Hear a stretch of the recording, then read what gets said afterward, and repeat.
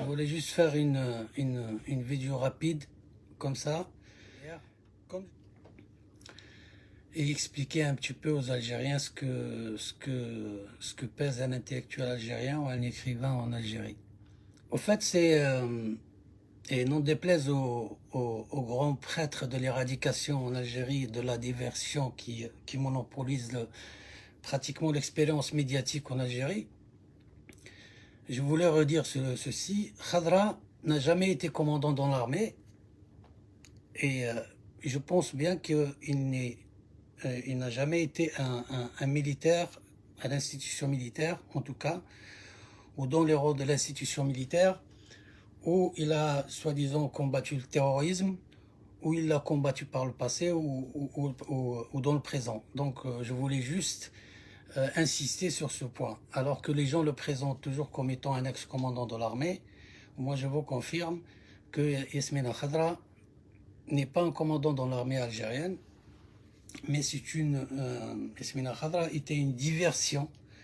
C'était une diversion qui a été créée en 2000-2001 pour essayer de dire que contrer que ce soit les écrits ou les ONG ou les personnalités politiques qui dénonçaient les violations de droits de l'homme et les violations massives de violences de droits de l'homme en Algérie. Et cette diversion, c'était Yasmina Khadra. Et comme je l'ai dit la dernière fois, c'était comment dirais-je, c'était la bonne conscience. Yasmina Khadra était une bonne conscience pour le régime algérien, pour essayer de se vendre à l'extérieur et essayer de dire que l'armée, elle était toute seule et cette armée, elle est républicaine et nationale et qu'elle combattait le terrorisme avec honneur. Alors que l'honneur de l'armée algérienne, elle l'a perdu en 1992 lorsque le général Tawfiq et le général Nazar et les 12 généraux qui ont été à Tagarine à l'époque, qui étaient puissants, ont commis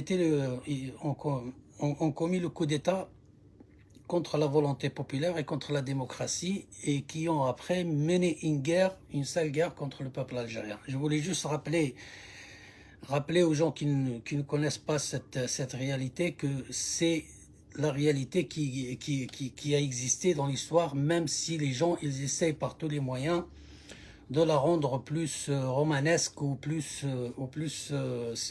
une fiction. Alors, ces intellectuels algériens, comme je l'ai dit, ils étaient tous en guerre contre leur propre peuple. Depuis maintenant 30 années, ils étaient tous en guerre contre le peuple algérien, contre leur propre peuple et l'intérêt de leur peuple. Et Khadra, ou Yasmina Khadra, la fiction comme on le dit,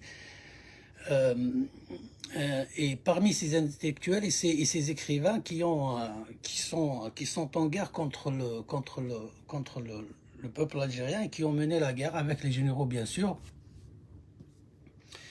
pas en prenant les armes, mais avec la plume, ils ont mené une guerre contre le peuple algérien, contre leurs propres concitoyens. Et je voulais dire ici que aucun peuple au monde, c'est-à-dire aucun peuple au monde ne supporterait d'être agressé au plus profond de son être par ses propres intellectuels et ses propres journalistes. Et c'est ce qui s'est passé en Algérie pendant la décennie noire.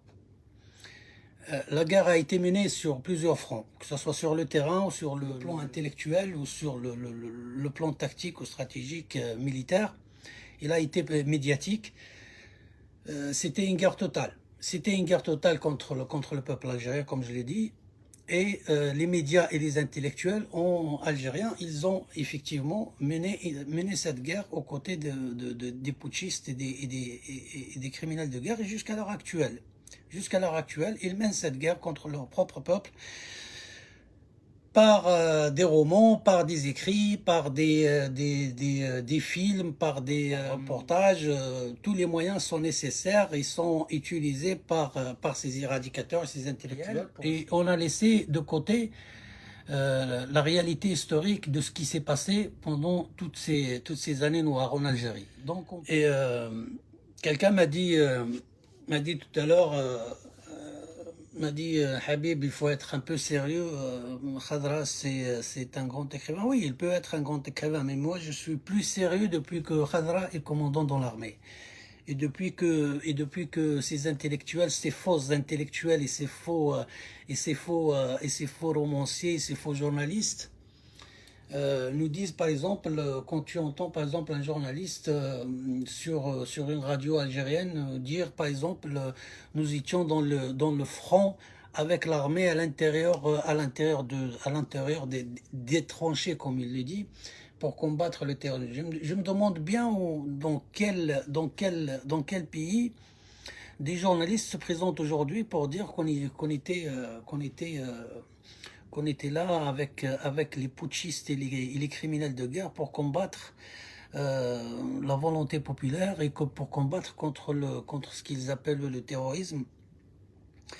Et personne ne se pose la question, est-ce que ce monsieur c'est un journaliste ou c'est un soldat ou c'est un militaire? De toute façon, en Algérie, quand on voit défiler les paras comme on l'a fait là, récemment, il y a les you-you. Alors les you-you pour les parachutistes, alors qu'on connaît ce corps, ce corps où moi-même j'ai appartenu à ce corps, et vous avez tous vu sur les réseaux sociaux les parachutistes qui coupaient les têtes des citoyens dans les tchors et dans les montagnes où on coupe les têtes des innocents ou des gens qui même s'ils étaient combattants, on pratique pas ce genre de barbarie dans une armée qu'on appelle républicaine ou avec des gens civilisés. C'est pas possible. Bon, les gens apparemment ils sont amnésiques. Ou soit ils sont amnésiques, soit ils ne lisent pas, soit ils sont complètement embobinés par le régime et par ses intellectuels et par les journalistes. Et donc pour eux, c'est des soldats. Oui, je pense que c'est des soldats et personne n'a critiqué ce qu'on appelle l'armée algérienne, mais on critique souvent la hiérarchie militaire algérienne qui est une hiérarchie criminelle. Tout aujourd'hui, quand vous voyez soit Chingriha, soit Thamniya, soit Tlemceni, soit Nourdin Hambli, tous ces gens, ils ont été cités il y a déjà 20-25 ans dans mon livre La Sale Guerre, qui a été un événement à l'époque. Et aujourd'hui, on les voit à la tête de cette armée. C'est dire que l'on ne comprend rien du tout à cet état de fait. Ces gens-là, ils devraient en principe être jugés pour crimes de guerre. Mais non, ils sont à la tête de l'armée. De l'armée, comme on dit, l'armée nationale et populaire. On voit à la télévision, dans la presse, on voit des gens qui ont été responsables de disparitions forcées. C'est-à-dire, c'est des gens qui ont été responsables de l'enlèvement de pratiquement 20 000 disparus en Algérie. Les gens, peut-être qu'ils ne savent pas qu'il y a ce chiffre-là qui existe, même si l'État aujourd'hui reconnaît 5 ou 4 000 disparus, mais ces 4 000 ou 5 000 disparus, c'est 4 000 ou 5 000 citoyens algériens qui ont été enlevés par les services de sécurité. Vous imaginez le désastre.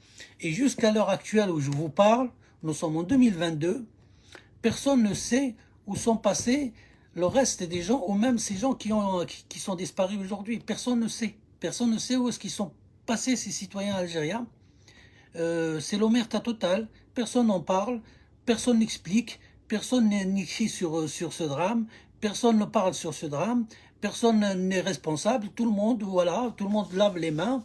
Les journalistes, ils nettoient derrière les criminels. Ils essaient de nous présenter Chingriha et le commandement comme une bénédiction de Dieu, alors qu'ils sont tous des criminels de guerre.